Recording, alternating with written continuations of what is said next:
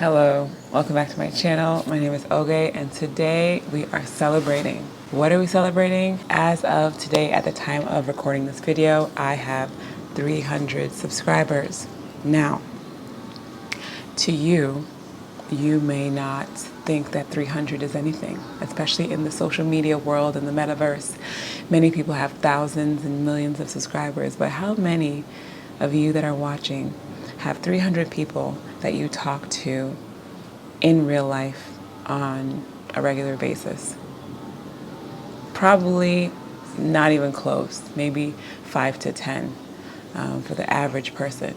And so for me, and when I think about social media, YouTube is a space that people are more mindful about their subscribers, because once you hit that subscribe button, you'll be receiving content from that content creator. And so 300 of you at some point or another have found my content valuable and clicked the subscribe button. And to that, I want to say thank you and let you know I appreciate you. As I continue this content creation journey, as I continue this journey of authenticity of life and of sharing my life and my life insights with you all, it is extremely important that what I share touches at least one person. And I think it's important to celebrate the wins, large or small, whatever way you want to label it. 300 subscribers, thank you. Now, in honor of this celebration, I want to share my thoughts on YouTube, some advice for people that are interested in being a YouTuber or growing their channel or creating content or expressing themselves through voice in front of a camera.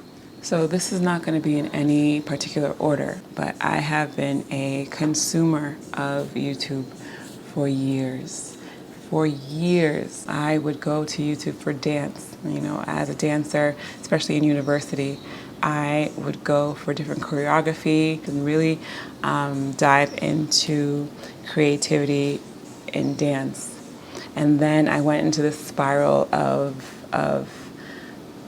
conspiracy theories on the music industry and certain artists and the Illuminati. And then there was a stage that I was really into Dr. Sebi. And so I would watch all of his videos and consume as much knowledge as I could about food, about eating and nature. And then I got into hair when I did my big chop and wanted to embrace my natural hair. I was consuming a lot of content that had to do with 4C hair, with the big chop, with how to maintain your hair after a big chop and different hairstyles. And then got into lifestyle vlogging, and so I was watching a lot of vloggers, watching a lot of stylists. At the time, I was very interested in fashion, and so I would consume a lot of fashion vloggers, fashion YouTubers. And then I went back into food, watching a lot of content on creating healthy meals, plant-based meals. Then went into Locs, this Locs journey. So I was consuming a lot of content on Locs before I decided to start my Locs. YouTube has always been that friend to go to learn from, YouTube University. And I'm grateful for this platform. Being the second search engine, the second largest search engine, it just makes sense. The way that it's set up makes sense for someone to be able to search for things and find what it is that they need. YouTube has always been there, right? And so when I decided to create content on YouTube, it was to document my journey with Locs. Now, I underestimated the amount of time it would take to create the content consistently. And at the time, my schedule was all over the place. And so now, after almost 7 years, I've been locked. My schedule and my lifestyle has changed quite a bit. I'm not living in a busy city anymore, so I do have more time. And I have actually intentionally carved out time to create videos, to share, and to be of service in this way, because I do believe that we are all here to be of service, to create, connect, and contribute. And so this is my contribution, but it is also an avenue for me to be creative and to connect with you all. So YouTube has longevity in terms of its consumers. And I'm sure many of you have gone through this long-term relationship with YouTube as a school, as an entertainment platform, as a place that you can search and find what it is that you are looking for from many, many, many, many different content creators from all over the world. Next, YouTube has shown me what's possible. So in this journey of being a content creator and the longevity and the long-term relationship that I've had with YouTube, I've watched people start with, 300, 400, 500 subscribers and completely blow up within a year, 2 years, 3 years, for various reasons. But I've seen the growth. I've been able to see what's possible when you're doing something that you love, when you put the work in, when you make a decision to do something and be vulnerable and put yourself out there. I have seen the framework, the steps, maybe not necessarily the steps, but I have seen from this standpoint as a consumer it play out, right? And watch someone go from small YouTuber to a success, and they may not believe that they're successful, but a success in my eyes. And I think the beauty of YouTube is that you get to watch the journey, and maybe others can say that for Instagram and TikTok and so on, but I believe that there's more of an intimacy in YouTube that you don't necessarily get in the other platforms. For me, YouTube is a place for long form content, and as an Aries, with Virgo in my charts and on my Ayurvedic chart, I am a more slow mover, and some of you that know me personally may disagree with that, but I do move a bit slower in my creativity. Like it needs to simmer. And for YouTube, I have that. I feel like I have that space because the videos are longer in length, even though now Instagram, you're able to put up to 60 minutes on your posts.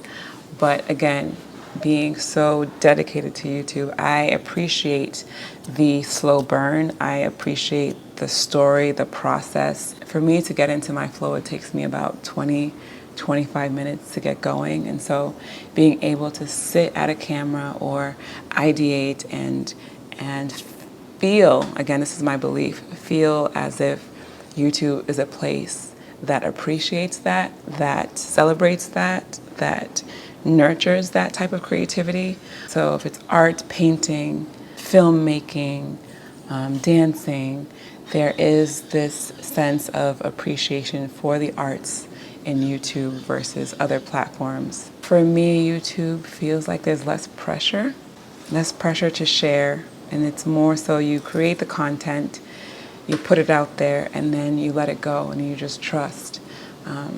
And that could just be the way that I'm viewing YouTube for the relationship I've had for it, longer than Instagram, longer than TikTok. But there seems to be less pressure where you can spend your time creating the content and then you kind of just let it go into the ethos and it lives there. And people are able to search for it depending on how you package it and title it. But people are able to search for it 7, 8, 9, 10 years later. Versus, I feel like when you create content on Instagram or TikTok, it's an immediate fix, immediate hit, and if it's not consumed within the first few days, it's lost. It seems as if consistency is rewarded, and I know that other platforms also reward consistency, but here it really is evident that consistency is rewarded. I have seen channels like Ali Abdaal, Hindsight, Life of Riza, I have seen their journey. Now, these people are really good at what they do. Like Life of Riza and Hindsight, they already had the video production background, and I don't believe Ali Abdel had that because he was a junior doctor. But I watched them from a very early stage in their journey and have seen where they are now. And I feel as if I'm more connected to them because I've been there throughout the journey. And so watching their consistency was inspiration and is inspiration as I continue to develop relationships with other channels. Now, even though YouTube now has these shorts, I believe this platform requires people to pay attention longer than 90 seconds.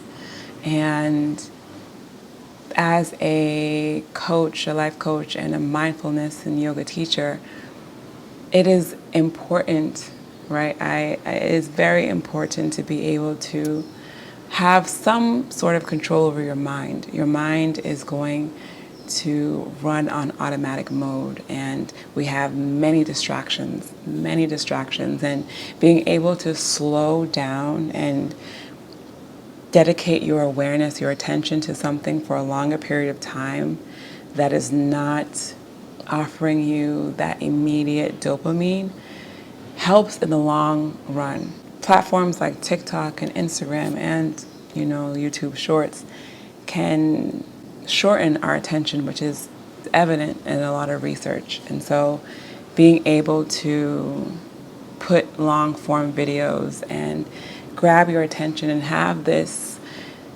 conversation with you supports in creating a future where people are more mindful and present in their life. And honestly, my nervous system feels a lot better on YouTube. Whenever I am on YouTube and I get off of it, I feel like I've gained some sort of knowledge, some wisdom. I feel energized. I feel inspired. I don't feel drained. And that's important for anyone whenever you are consuming or doing things in your life. How do you feel after it? How do you feel when you talk to certain friends or family members or coworkers? How do you feel after it? Being mindful of how your body feels, what your body is telling you in these moments will let you know what is for you and what's not for you. So in regards to social media, certain platforms, I may feel drained, tired, or I start to notice that my thoughts are more disempowering than empowering, than more positive or in line with the person that I'm looking to be or who I believe that I am today. That takes mindfulness and being able to pay attention to the thoughts that are playing in your mind when you're doing whatever it is that you're doing. And so for me, because you have more control over the content that you consume on YouTube, I believe it is a healthier platform. Another thing is that I love storytelling, and I have been inspired by so many different filmmakers on YouTube on learning how to tell a story. I do have this interest in creating films at some point in my life. And so right now it's a talking head. I'm sitting at the camera talking to you and just gaining this practice, this habit of sitting at a camera, recording, editing, and putting it out there and seeing what happens. And being able to have a community of other filmmakers. Granted, I don't necessarily call myself a filmmaker, but that is something I do aspire to have as a form of expression for me, to see the heights that I can go when it comes to expressing myself visually through film. Being able to have a community that I can tap into for free, because YouTube University is extremely valuable to me. So yeah, I love the community. I love the pace of YouTube. I love the storytelling. I love the ease of the system. I love the ease of my nervous system.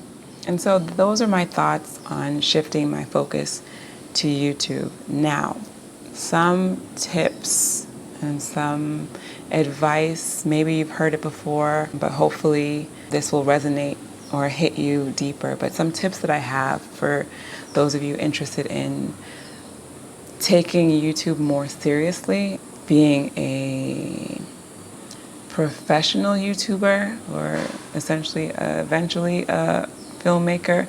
But if you are interested in doing this and you haven't started yet or you haven't been consistent, I do want to share with you some tips that I have gathered throughout this. How long have I been doing it consistently? Since March, April, May, June, July, August, September, for the last 6 months. So tips that I have for the last 6 months. First, let's just quickly go over my analytics. So during the end of March is when I decided that, you know what, I'm going to dedicate at least a year of consistently posting content on YouTube. So I made a parody video and posted it on March 24th, 2024. So March 24th of 2024, I had 171 subscribers. Then July 26th of 2024, I had 265 subscribers. And so as of today, I have 300 subscribers, 740 watch hours. Huge, huge deal for me. And so what I have gathered is number one, make a decision on how often you're going to post and be honest with yourself so you can stick to it. So for me, once a week for at least a year, see what happens. I may do 2 times a week and see what happens there, but at least once a week for a year. Now, I have been posting every Sunday, and I may experiment and choose a different day to post, but right now I'm consistently posting every Sunday at whatever time it's available, every Sunday for at least a year. So my tip to you is to be honest before you start. Be honest with yourself. I apologize about the sound. Be honest with yourself about how consistent can you be in recording, in editing, in creating the thumbnail, creating the description and the titles. How often can you honestly post? Now, before you post, before you decide like, okay, I'm going to go all in on YouTube, make at least 2 months worth of content. So if you are going to post once a week, that is 8 videos. Make 8 videos before you even post one of them. The reason why I say that is because you don't know how long it's going to take you to go through the entire process of ideating, recording, editing, and posting the video. So to give yourself some leeway, to give yourself some grace, to give yourself some space to still be able to organically be creative, create 8 videos. You don't necessarily have to have a niche right from the beginning. Just create videos that you love. Create videos that you would probably want your younger self to watch. Create videos that you're able to express yourself. Create videos that you're able to market your business. Whatever it is that you can talk to a camera for at least 15 to 20 minutes, make those types of videos and experiment. This is your opportunity to experiment, especially if your channel is new. You have the opportunity to experiment to see what sticks with the viewer, what you like to create, and then find that meeting point where you're creating content that you love and people love you for creating that content, right? And so you're not going to make videos that are popular. You're going to make videos that speak to you, that resonate with you, that you can do for a long period of time. Be honest with yourself. Choose a frequency that works for you and dedicate yourself to at least a year of doing that. Don't focus too much on the equipment, and I know other channels probably tell you this, don't focus too much on the equipment. Right now, I'm using a Canon 80D EOS, and it's a camera that I bought years ago when I wanted to document my Locs journey. What's important to pay attention to is the lens. The camera doesn't necessarily matter, it's the lens itself. So I'm using a fixed lens, a 50 millimeter lens that has a lot of bokeh, blur in the background. It's not 4K. It still gives this look that I love. I could use my phone at times, and sometimes I do use my phone, especially for B-roll or if I'm out and about, but this has been my go-to. It's easy to use. I have learned the controls, so as you've probably heard, work with what you got, but really work with what you got. And if it's just an old iPhone or an old Android, use it. The thing with equipment that I do want to say that's extremely important is the sound. Now I am using a Rode mic, so the sound may be weird now. I'm using a Rode mic, so this is the microphone here, and the receiver is plugged into the camera. And I've played with the levels, and right now it works for me. I use my headphones to check the sound first, because for any video that you do, the number one thing is the sound. Can we hear your message clearly? Can we hear and experience what you are expressing and conveying through the video clearly? Now, you may not be able to control the noise if you're not in a controlled studio. Right now, you can probably hear the construction in the background. Actually, I think it's the lawnmower. You can probably hear that in the background. Hopefully, you can hear me clearly. In terms of equipment, you don't need to break the bank for a microphone, but invest in a microphone outside of the camera or the iPhone. Like, actually invest in a microphone. See if you can try not to judge yourself. And even saying that sentence is comical, because you're more than likely going to judge yourself. But everyone's first videos suck. My first video, let's not talk about it. Let's not talk about it. What I want to say is, your first 10, 15, 20, 50 videos are going to suck. They're not going to be at the level that you probably want them to be. But in order to get to that level, it requires practice. And how do you practice?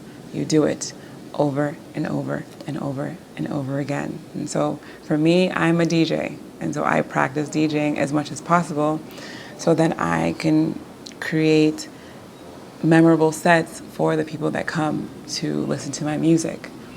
I practice dancing every day. I practice yoga every day.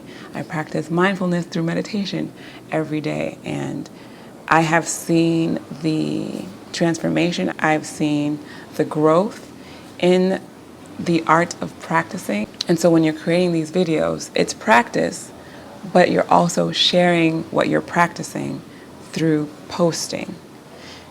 And so instead of judging yourself through the content that you're creating, just post it and let it go.